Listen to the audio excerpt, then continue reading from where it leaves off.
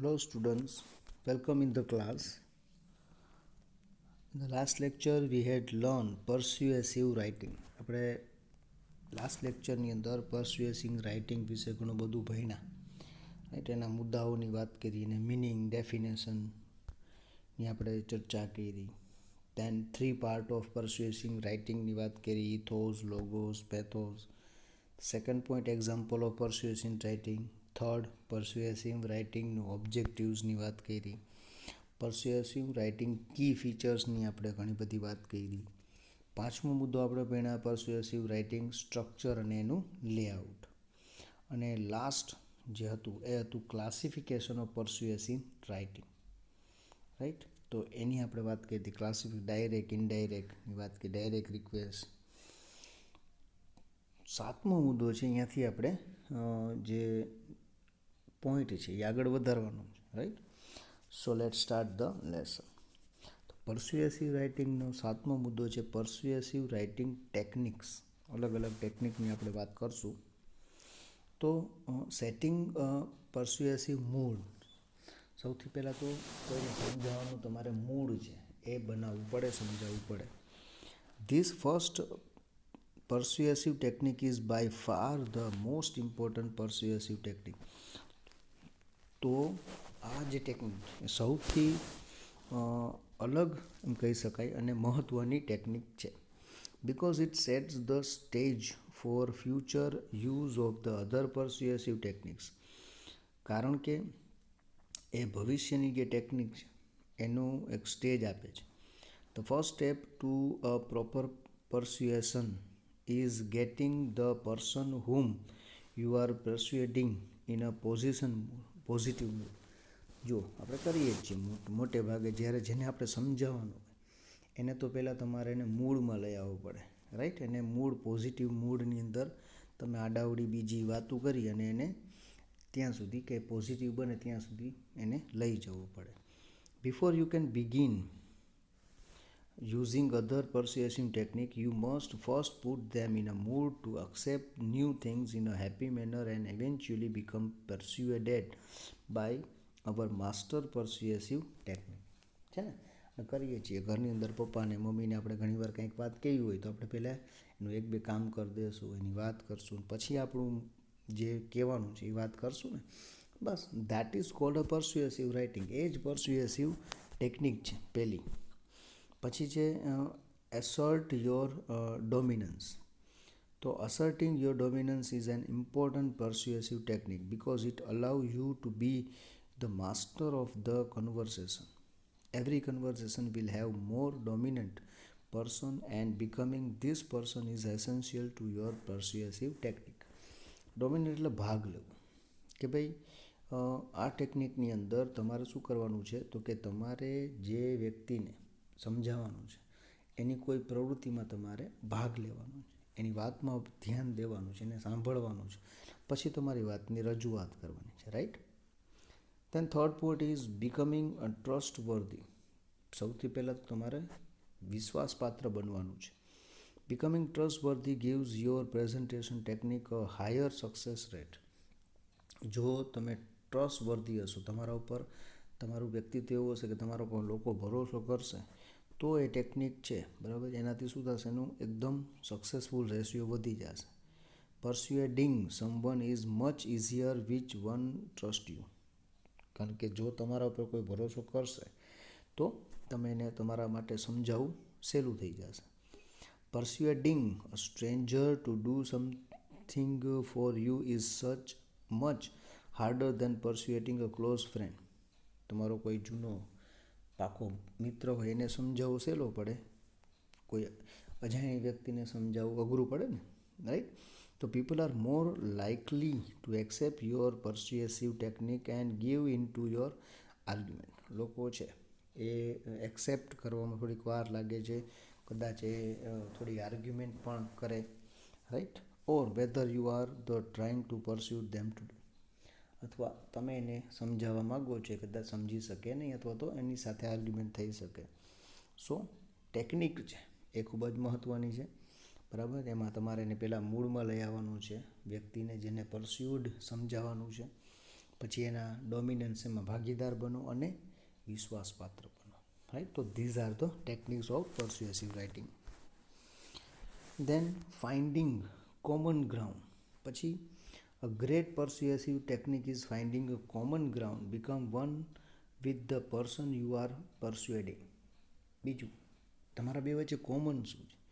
કે ભાઈ એવી કોઈ બાબત કે ભાઈ એને મૂવીઝ જોવી ગમે છે, બરાબર, કે કોઈ પણ એક. પછી એ કોમન ગ્રાઉન્ડ ઉપર તમે એની સાથે પહેલાં વાત કરો. This will be make you must more in synchronize with the person you are persuading. તમારે જેની સાથે પરસ્યુએડિંગ કરવાનું છે, સમજાવવાનું છે, એની સાથે તમે સિંક્રોનાઇઝ થઈ જશો. તમે એના સાથે એ જે કોમન વસ્તુ છે, જે એની સાથે તમે એવું કામ કરશો કે એને ગમે છે, તમને ગમે છે, તો એ બે ભેગું કરશો એટલે એ તમારી સાથે તરત જોડાઈ જશે. Persuasive technique can become more successful when you remind the person you are the persuading that you are just like them. તો આ ટેકનિકનો ફાયદો જ ક્યારે મળશે? તમને એમ લાગે કે તમે એના જેવા જ છો, સારું અને ખરાબ બંનેમાં, તો તમે એને સરળતાથી સમજાવી શકશો. This persuasive technique work specially well in advertising. એડવર્ટાઇઝિંગમાં આ ખૂબ જ મહત્ત્વનું કામ આપે છે. પછી being unique. An expert persuader is always unique in persuasion technique. પછી તમે થોડાક યુનિક બનો, વિશિષ્ટ બનો. If you go to tell someone that you can offer them something new and unique, they will be more inclined to accept your order. જો તમે જેને પરસ્યુએડ કરવાનો છે, સમજાવવાનો, એને તમે એમ કહેશો કે તમારી પાસે જે આઈડિયા છે અથવા તમે જો એક યુનિક છો, બીજા કરતાં ઘણા બધા અલગ છો, તો એ તમારી ઓફરને કદાચ એક્સેપ્ટ કરી લેશે. Finding a way of being unique is very important to your persuasive technique. તો તમે યુનિક હશો, વિશિષ્ટતા તમારી દેખાડી શકશો, તો બહુ ઇઝીલી આ ટેકનિક દ્વારા તમે એને પરસ્યુએડ કરી શકશો. Again this persuasive technique is often very successful in advertising. એડવર્ટાઇઝિંગની અંદર પણ ખૂબ જ જરૂરી અને મહત્ત્વની ટેકનિક છે. આપણે જોઈએ છીએ ને, દરેક વ્યક્તિ એમ કહે કે નંબર 1, વી આર નંબર 1. તો એ યુનિક છે, યુનિકનેસ એ દરેક કંપની છે એડવર્ટાઇઝિંગની અંદર એ દર્શાવવાનું કાર્ય કરે છે. પછી confident. The persuasive technique is not only one of the most effective, but it is also the simplest. Confidence persuasive technique છે ને, એ ખાલી ઇફેક્ટિવ નથી, પણ એકદમ સિમ્પલ બાબત પણ કહી શકાય. To get someone to respect you, be confident. જો તમને કોઈ તમારા ઉપર ભરોસો કરે, બરાબર, તો તમારે કોન્ફિડન્ટ થવાની જરૂર છે. તમને કોઈ રિસ્પેક્ટ આપે, તમે એવું ઈચ્છતા હો, ફર્સ્ટ ઓફ ઓલ તમારી પોતાની અંદર કોન્ફિડન્સ હોવો જોઈએ. Right. When trying to using persuasive technique, confidence is the key. Persuasive ટેકનિકની અંદર કોન્ફિડન્સ છે ને, એ ખરેખર ચાવી છે. However it is important to understand that there is a way thin line of different between confidence and arrogant. પણ એક ખાસ યાદ રાખવા જેવી બાબત અહીંયા આપી છે કે એરોગન્ટ, અભિમાન, અને કોન્ફિડન્સ બેની અંદર બહુ નાની એવી પાતળી એક લાઈન છે. મતલબ તમે જો એરોગન્ટ થઈ જશો, બરાબર, અભિમાની થઈ જશો, તો એનાથી શું થશે? તો it will give you a negative result. Okay. Enthusiasm. Enthusiasm એટલે ઉત્સાહ. તો being persuasive requires the person you are persuading to become interested and invested in your ideas, product, etc. Persuasive writing અંદર શું જરૂરી છે? તો કે તમે એક એવા વ્યક્તિને સમજાવવા માગો છો જે તમારી કોઈ પ્રોડક્ટ છે, તમારા આઈડિયા છે, બરાબર છે, એમાં ઇન્ટરેસ્ટ લે.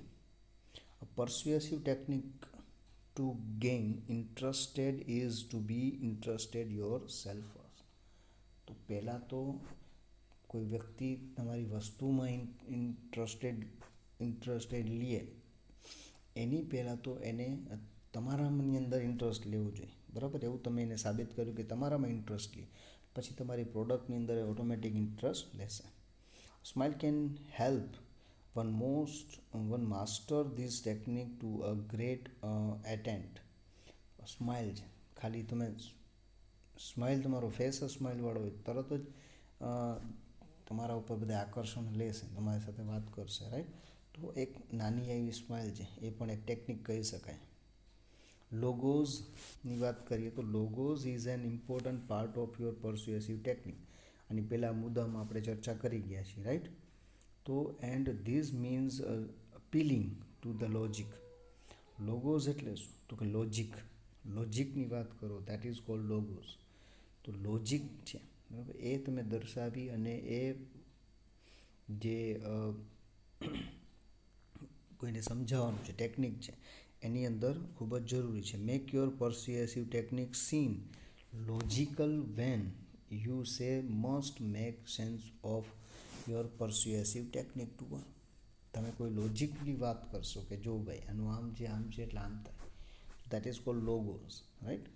લોજિકલ બાબત છે એ ટેકનિક સાથે વર્ક કરે છે. તો એ ટેકનિક છે તમે લોજિકલી એને સમજાવી શકશો કોઈ વ્યક્તિની અંદર. હ્યુમન લવ અ logical mathematic equation four success. જો સફળતા માટે માણસ છે લોજિકલ મેથેમેટિક્સ, એક એવી ગણતરી એને દર્શાવો લોજિકલી કે એને એમ થાય કે ના, આમાં આપણને સફળતા મળશે, right. Or what ever you are persuading for selling. અથવા કાઉન્સમાં આપ્યું છે કે માત્ર કોઈ વસ્તુને તમારે જે સેલ કરવાની છે, બરાબર, એની લોજિકલી એના ફાયદા તમે એને દેખાડી શકો. પછી પેથોસની વાત કરીએ. A very important persuasive technique is pathos. As discussed earlier, pathos is appealing to human nature and emotion. જો આની પહેલાં આપણે વાત કરી હતી. પેથોસ એટલે શું? તો એક આમ કહી શકાય કે ફિલિંગ, રાઈટ. એક હ્યુમનના નેચર છે, એના ઇમોશન છે, એને એ અસર કરે છે. A great way to persuade anyone is to make them emotional, and after appealing to the emotions all other persuasive technique will work. તો તમે એને ઇમોશન જો કરી શકતા હો, ઇમોશનલ, તો એ તમારી ટેકનિક છે એ કામ આવી શકે છે, રાઈટ. પછી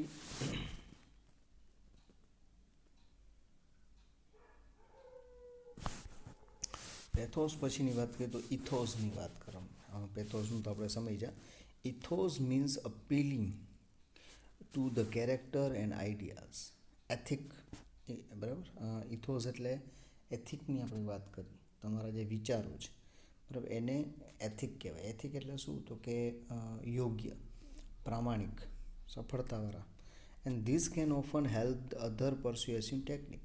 તો તમે એવું કહી શકશો કે તમારું કેરેક્ટર છે, તમારા વિચારો છે, એ આઈડિયલ છે, એકદમ એથિકલ છે, બરાબર છે. એમ કહી શકો કે જે ભગવાનમાં માનનારાઓ છે, સાચા છે, પ્રામાણિક છે, એવું તમે એને સાબિત કરી શકો.